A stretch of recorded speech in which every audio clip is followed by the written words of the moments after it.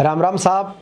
आज मैं बात करूंगा दानवीर सेठ छाजूराम जी लांबा की, जिन्होंने महात्मा गांधी के स्वतंत्रता आंदोलन में बहुत बड़ा योगदान दिया। आज़ाद हिंद फौज की संस्थापक नेताजी सुभाष चंद्र बोस को बहुत बड़ा सहयोग किया। शहीद आजम भगत सिंह के लिए उन्होंने बहुत बड़ा योगदान दिया और इस देश के अखंड भारत के महानायक जिन्हें कहें, दीन बंदे रहबरे आजम सर छोटू राम जी के वो गॉडफादर के रूप में सहयोगी बने। गुरुदेव रविंद्रनाथ टैगोर की शांति निकेतन के निर्माण और विकास में जिनकी बहुत बड़ी भूमिका रही और इस भारत में व्यवसाय के साथ सामाजिक सरोकार और देश सेवा में कितना अप्रतिम योगदान दिया जा सकता है, उसकी वो मिसाल बने। सेठ छाजूराम जी लांबा का जन्म लांबा गोत्र में अलखपुरा गांव है, जो भवानी खेड़ा भिवानी हरियाणा में है, वहाँ पर हुआ। आपके पिताजी का नाम चौधरी शालिग्राम था, जो बड़े जमींदार थे। सेठ छाजूराम जी का विवाह सांगवान खाप के हरिया ढोका गांव की, जो जिला भिवानी में ही था, वहाँ पर कड़वासरा गोत्र में दाखा देवी के साथ हुआ। लेकिन विवाह के कुछ समय बाद इनकी पत्नी का देहांत हो गया और दूसरा विवाह फिर इन्होंने 1890 में भिवानी जिले के बिलावल गांव में किया और संयोगवश दूसरी पत्नी का नाम भी दाखा देवी ही था। बाद में उसका नाम बदलकर उन्होंने लक्ष्मी देवी रख लिया, क्योंकि कहते हैं कि घर में कोई बहू आती है तो वो लक्ष्मी का स्वरूप होती है और इसीलिए शायद उसी भाव से उन्होंने उसको लक्ष्मी रूप में स्वीकार किया।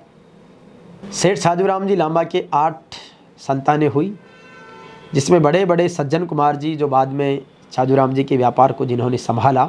हालांकि बाद में उनका युवावस्था में ही देहावसान हो गया, तो उससे वो एक बार तो बहुत बुरी तरीके से दुख और संघर्ष के साए में आ गए थे, लेकिन समय और परिस्थितियों ने फिर उनको संभाला। उनके बाद उनके 2 बेटे महेंद्र कुमार और प्रद्युम्न कुमार थे और उनकी बड़ी बेटी सावित्री देवी, जो बहुत ही विद्वान, बहुत ही सेवाभावी महिला शक्ति के रूप में प्रसिद्ध हुई। चौधरी छाजूराम जी ने अपनी प्रारंभिक शिक्षा भवानी खेड़ा की स्कूल में 1877 में प्राप्त की। मिडिल शिक्षा भिवानी से 1880 में पास करने के बाद उन्होंने रेवाड़ी से मैट्रिक की परीक्षा पास की। बहुत ही मेधावी छात्र होने के कारण इनको स्कूल में छात्रवृत्तियां मिलने लगी। परिवार की आर्थिक स्थिति भले ही कमज़ोर थी, लेकिन ये उच्च शिक्षा में आगे बढ़ते गए। इनकी संस्कृत, अंग्रेजी, हिंदी और उर्दू चारों भाषाएं बहुत अच्छी थी। उस समय भिवानी में एक बंगाली इंजीनियर एस.एन. रॉय हुआ करते थे, जिन्होंने अपने बच्चों के ट्यूशन पढ़ाने के लिए छाजूराम जी को ट्यूटर रखा और उस समय छाजूराम जी को 1 रुपया प्रति माह तनख्वाह मिलती थी ट्यूशन के रूप में। जब रॉय साहब वापस कलकत्ता चले गए तो इनको भी कहा कि छाजूराम जी, आप भी हमारे बच्चों के टीचर के रूप में आप वहाँ पर रहें। छाजूराम जी भी वहाँ पर चले गए।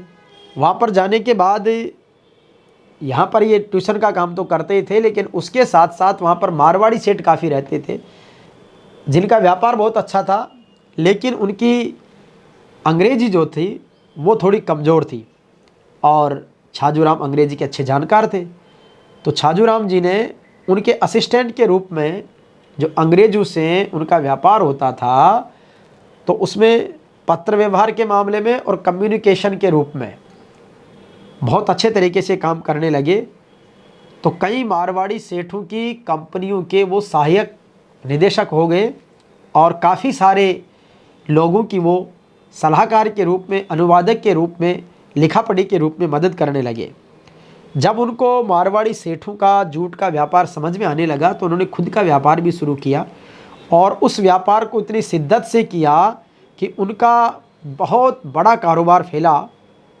बाद में आप ताजुब करोगे कि इन्हें जूट किंग के नाम से जाना जाने लगा। चौधरी छाजूराम जी लांबा कलकत्ता के 24 बड़ी कंपनियों के शेयर होल्डर थे और इनसे उस ज़माने में चौधरी साहब को 16 लाख रुपए प्रति वर्ष की आय होती थी। एक समय में इनकी संपत्ति 40 मिलियन को पार कर गई थी। इन्होंने 21 कोठी कलकत्ता में, 14 अलीपुर में, 7 बारा बाजार में बनवाई। इन्होंने एक महलनुमा कोठी अलखपुरा में और एक शेखपुरा हांसी में बनवाई।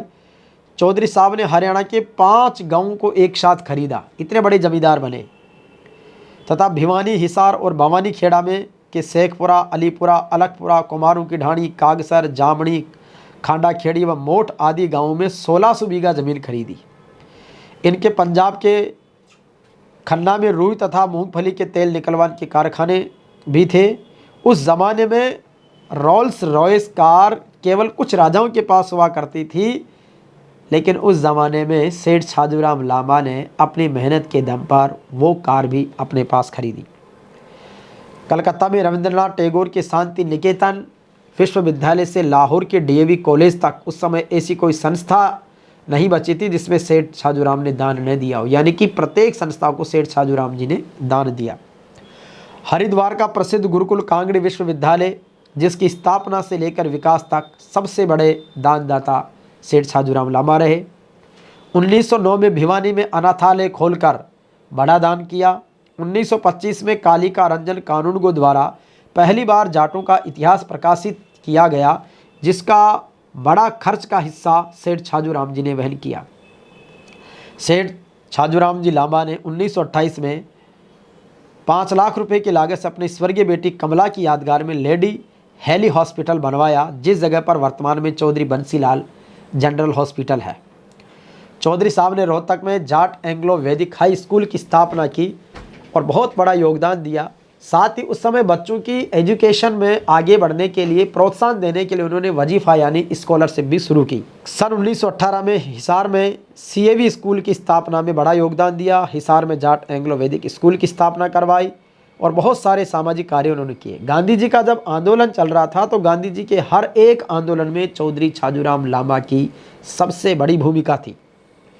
सुभाष चंद्र बोस के द्वारा चलाए गए आज़ादी के हर आंदोलन में सबसे बड़ा चंदा सेठ छाजूराम जी लांबा ने दिया। भरतपुर के महाराजा सर कृष्ण सिंह जी को 1926 में लाखों रुपए की भेंट उन्होंने दी। 17 दिसंबर 1928 को सैंडर्स की हत्या के बाद सरदार भगत सिंह और भाभी दुर्गा सेठ छाजूराम लांबा की कोठी कलकत्ता में रहे। क्रांतिकारी भगत सिंह को चौधरी साहब की धर्मपत्नी लक्ष्मी ने स्वयं भोजन बनाकर खिलाया।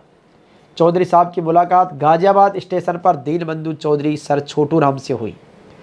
इस मुलाकात में ही चौधरी साहब ने दीनबंधु छोटू राम का पढ़ाई का सारा खर्च उठाने की जिम्मेदारी ले ली थी। सर छोटू राम जी ने चौधरी छाजूराम को धर्म का पिता बनाया। इन्होंने रोहतक में चौधरी छोटू राम के लिए नीली कोठी का निर्माण किया, जो आज भी है। छोटू राम दीनबंधु नहीं होते और यदि दीनबंधु नहीं होते तो आज किसानों के पास ज़मीन में नहीं होती, क्योंकि चौधरी छोटू राम जी ने किसानों को अपनी ज़मीन का मालिकाना हक दिया। ये पंजाब के जब राजस्व मंत्री थे उस समय उन्होंने ये फैसला किया था और उसके बाद ये पूरे देश में लागू हुआ। इसलिए आज किसानों के पास जो ज़मीन है वो सर छोटू राम की देन है और सर छोटू राम चौधरी सेठ दानवीर छाजूराम जी लांबा की देन है। चौधरी छाजूराम के बड़े पुत्र सज्जन कुमार बहुत ही होनहार थे। वह चौधरी साहब का व्यापार भी संभालने में माहिर थे, लेकिन 27 सितंबर 1937 को जब उनकी अकस्मात मौत हो गई तो इस हादसे ने चौधरी छाजूराम लांबा को अंदर से हिला दिया। फिर 7 अप्रैल 1943 को चौधरी साहब लंबी बीमारी के बाद इस दुनिया को छोड़ के अलविदा हो गए। लेकिन चौधरी साहब की यादें हम सब के लिए बड़ी प्रेरणा है। सेठ छाजूराम लांबा जिनका जन्म दिवस 28 नवंबर को आता है, हम उन्हें स्मरण करें और आज भी बड़े जो धन्ना सेठ कहलाते हैं उन्हें दानवीर सेठ छाजूराम जी लांबा की उपाधि से सम्मानित किया जाता है। हम हमारी टीम जेवीपी मीडिया ग्रुप की तरफ से सेठ छाजूराम जी लांबा के प्रति श्रद्धा सुमन प्रकट करते हैं और उनसे जीवन में प्रेरणा लेते हैं कि हमारे जो होनहार विद्यार्थी हैं उनके प्रति हमारा सम्मान और प्रोत्साहन बना रहे और हमारा जेवीपी मीडिया ग्रुप का जो मेरिट अवार्ड समारोह है, अवार्ड सेरेमनी है, अन्य रचनात्मक कार्यक्रम है, वो प्रतिभाओं के प्रोत्साहन के लिए, उन्हें आगे बढ़ाने के लिए चौधरी दानवीर सेठ छाजूराम जी लांबा को समर्पित है। आइए आप और हम सब भी मिलकर इस मिशन को आगे बढ़ाएं कि किसी के काम जो आए उसे इंसान कहते हैं, पराया दर्द जो जाने उसे इंसान कहते हैं। तो निश्चित रूप से इस इंसानियत के धर्म को निभाएं और सेठ छाजूराम जी लांबा को हम बारंबार नमन और प्रणाम करते हैं।